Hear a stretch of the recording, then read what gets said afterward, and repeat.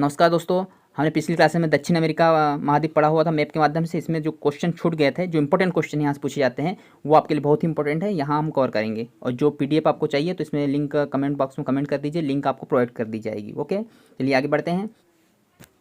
दक्षिण अमेरिका से पहला क्वेश्चन दोस्त पूछा जाता है कि इस महाद्वीप का आकार किस प्रकार का है? तो त्रिभुजाकार है। किस प्रकार का आकार है? तो दक्षिण अमेरिका का आप जानते हैं त्रिभुज के आकार के समान की आकृति है। नंबर नेक्स्ट क्वेश्चन पूछा जाता है दक्षिण अमेरिका का दक्षिणतम भाग जो है किस प्रकार से जाना जाता है, किस नाम से जाना जाता है? तो हार्न अंतरिप है। हार्न अंतरिप, ये जो नीचे वाला भाग है इसे हार्न अंतरिप कहा जाता है। ओके, नंबर नेक्स्ट मकर रेखा आप देखते हैं, इससे क्वेश्चन पूछा जाता है कि कौन सी रेखा गुजरती है दक्षिण अमेरिका से? तो मकर रेखा गुजरती है इससे दक्षिण अमेरिका से, याद रखेंगे। और साथ ही साथ आप देखते हैं कि जो दूसरी रेखा है वो कौन सी गुजरती है इससे, ठीक है? तो याद रखेंगे दक्षिण अमेरिका से भूमध्य रेखा गुजरती है।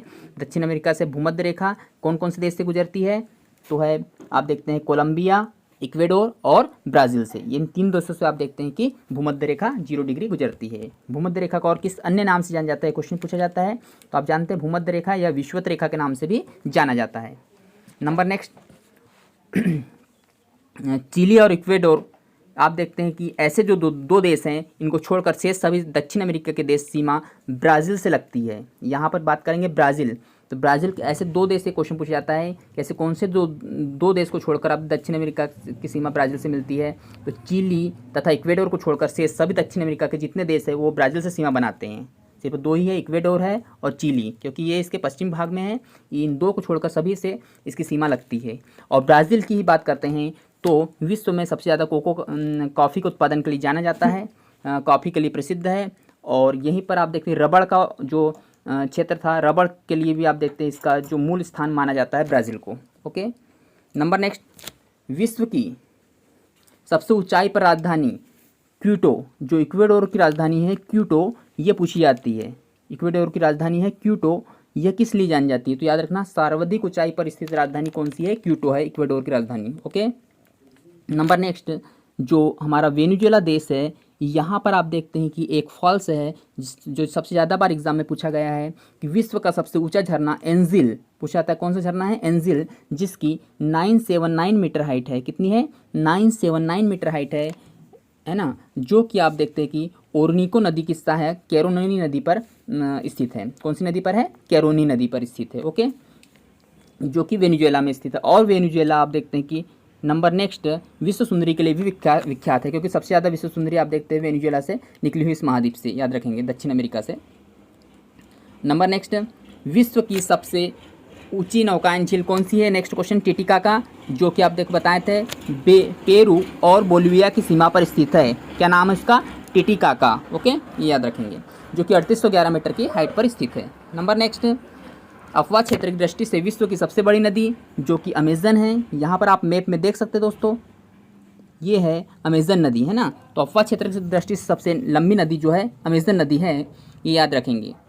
क्योंकि अफवाह क्षेत्र मतलब चौड़ाई के माध्यम से, है ना? इसकी चौड़ाई कितनी सबसे ज़्यादा वर्ल्ड में? अमेज़न नदी की, याद रखेंगे, ठीक है? अमेज़न नदी दक्षिण अमेरिका महाद्वीप की सबसे बड़ी नदी मानी जाती है, याद रखेंगे। अमेज़न नदी को विश्व में सबसे चौड़ी और विशाल जलराशि की नदी भी कहते हैं। नंबर नेक्स्ट विश्व का सबसे ऊंचा सक्रिय ज्वालामुखी ओजेस डेल सलाडो, वेरी इंपॉर्टेंट। विश्व का सबसे ऊंचा सक्रिय ज्वालामुखी ओजेस डेल सलाडो कहाँ स्थित है? ये क्वेश्चन पूछा गया अभी बीपीएससी में और पिछले 20 एसएससी एग्जाम में पूछा हुआ था। तो चिली अर्जेंटीना की सीमा पर, यह है चिली और ये है अर्जेंटीना, इसकी सीमा पर आप देखते हैं सबसे ऊँचा, याद रखेंगे, सक्रिय ज्वालामुखी ओजेस डेल सलाडो, सबसे ऊँचा सक्रिय ज्वालामुखी ओजेस डेल सलाडो स्थित है, याद रखेंगे। और कौन सी पर्वतमाला है? तो एंडीज पर्वतमाला है। ये इसके आप देखते हैं कि पूरे आप देखते हैं आधे से अधिक महाद्वीप को घेरे हुए एंडीज, है ना? याद रखेंगे। ओके, नंबर नेक्स्ट दोस्तों यहाँ पर आप देखते हैं कि सेल्वास, दक्षिण अमेरिका के वर्षावन का स्थान आप देखते हैं कि सेल्वास कहा जाता है। दक्षिण अमेरिका में यहाँ वर्षावन जो होते हैं इन्हें क्या कहा जाता है? सेल्वास कहा जाता है। नंबर नेक्स्ट पंपास, यहाँ घास के मैदान पूछा जाता है कि अर्जेंटीना में घास के मैदान को क्या कहा जाता है? तो पंपास कहा जाता है। दक्षिण अमेरिका में घास के मैदान को किस प्रकार का घास का मैदान है? ये क्वेश्चन पूछा जाता है। शीतोष्ण घास के मैदान को आप देखते हैं कि पंपास कहा जाता है। इसका विस्तार मुख्यतः अर्जेंटीना और उरुग्वे में स्थित है ना? तो ये है अर्जेंटीना और आगे ऊपर में है उरुग्वे कंट्रीज, ठीक है? तो याद रखेंगे इसके जस्ट, ये है उरुग्वे, है ना? ये है अर्जेंटीना, ये भी यहाँ से क्वेश्चन पूछा जाता है। नंबर नेक्स्ट क्वेश्चन है, वेरी इंपॉर्टेंट है। दक्षिण अमेरिका को पक्षियों का महाद्वीप के नाम से भी जाना जाता है, ठीक, क्योंकि आप देखते हैं बहुत सारे पक्षी यहाँ पर स्थित है। पक्षियों का महाद्वीप, सबसे अधिक संख्या है पक्षियों की यहाँ पर है।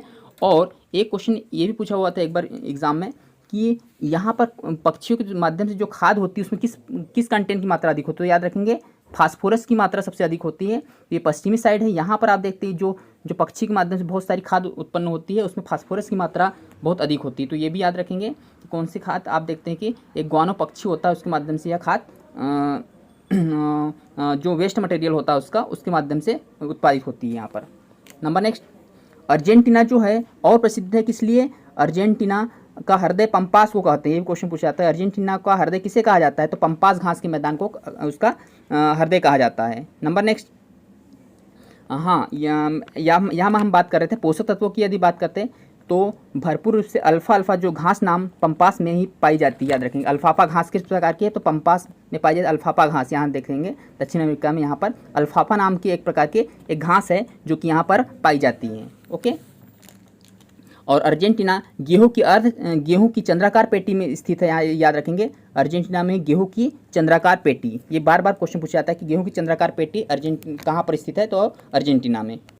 नेक्स्ट क्वेश्चन है दोस्तों, वेरी वेरी इंपॉर्टेंट, ये याद रखेंगे कि एक क्वेश्चन पूछा जाता है कि ब्राज़ील दक्षिण अमेरिका का सबसे अधिक मैग्नीज उत्पादक देश है। याद रखेंगे सबसे अधिक मैग्नीज कहाँ उत्पादन होता है? ब्राज़ील में। दक्षिण अमेरिका में सबसे अधिक कहाँ होता है? तो ब्राज़ील में। याद रखेंगे ब्राज़ील दक्षिण अमेरिका का सबसे अधिक मैग्नीज उत्पादक देश है। याद रखेंगे, वेरी इंपॉर्टेंट। और विश्व की सबसे बड़ी खान जो मैग्नीज की है वो यहीं पर पाई जाती है। याद रखेंगे उसका नाम है ब्राज़ील स्थित अमापा खान। क्या नाम है उसका? अमापा खान जो है मैग्नीज उत्पादन के लिए प्रसिद्ध है। ठीक है, याद रखेंगे ब्राज़ील में कौन सी खान है? अमापा खान। ओके, नंबर नेक्स्ट क्वेश्चन है, वेरी इंपॉर्टेंट है। विश्व की सर्वाधिक ऊंचाई पर स्थित राजधानी नगर पूछा जाता है। विश्व का सर्वाधिक ऊंचाई पर स्थित राजधानी नगर कौन सा है? तो लापाज है। याद रखेंगे बोलिविया की राजधानी लापाज, जो कि विश्व का सर्वाधिक ऊंचाई पर स्थित राजधानी नगर है। ओके, नंबर नेक्स्ट क्वेश्चन है, यहाँ पर आप देखते हैं जो पठार है वो पूछे जाते हैं, जैसे कि ब्राज़ील का पठार ब्राज़ील में है ना। यहीं पर आप देखते हैं गुयाना का पठार है, गुयाना देश के अंतर्गत गुयाना का पठार आता है। और पेटागोनिया का पठार भी दक्षिण अमेरिका में ही स्थित है। ये भी क्वेश्चन पूछा जाता है। ओके, नंबर नेक्स्ट है, ब्राज़ील का प्रमुख लौह अयस्क खनन केंद्र, एक बार एग्जाम में पूछ लिया था, इटाबीरा क्या है?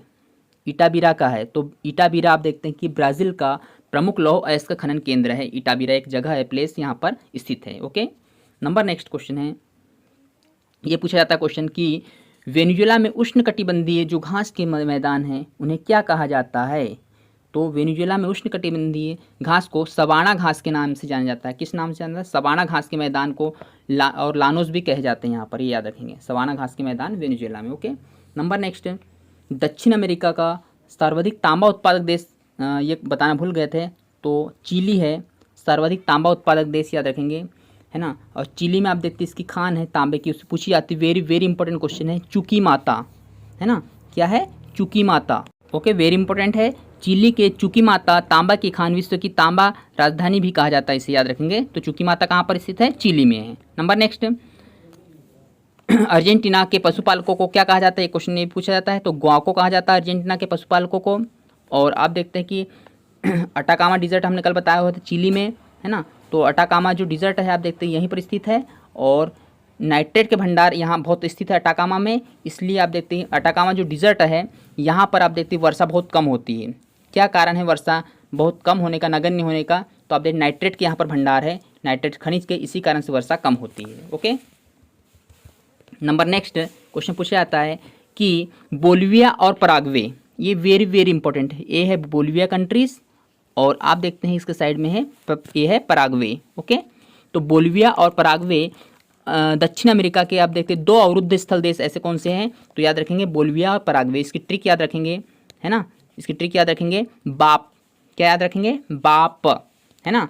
बा से क्या हो गया? बोलिविया, और प से हो गया Paraguay, Bolivia Paraguay. Okay, number next, मध्य चिली में जाड़ों में जो वर्षा होती है उसे किस प्रकार से वर्षा होती है? तो भूमध्य सागरीय जलवायु के कारण आप देखते हैं मध्य चिली में यहाँ पर आप देखते हैं कि वर्षा होती है जाड़ों में, यानी ठंडी के दिन में बरसात होती है। यहाँ पर एंटिक कंडीशन है, याद रखेंगे। तो मध्य चिली में जाड़ों में वर्षा होती है। तो जो भूमध्य सागरीय जो जलवायु आती है, आप देखते हैं भूमध्य सागर से के वहाँ से, तो उसे भूमध्य सागरीय जलवायु के नाम से जाना जाता है।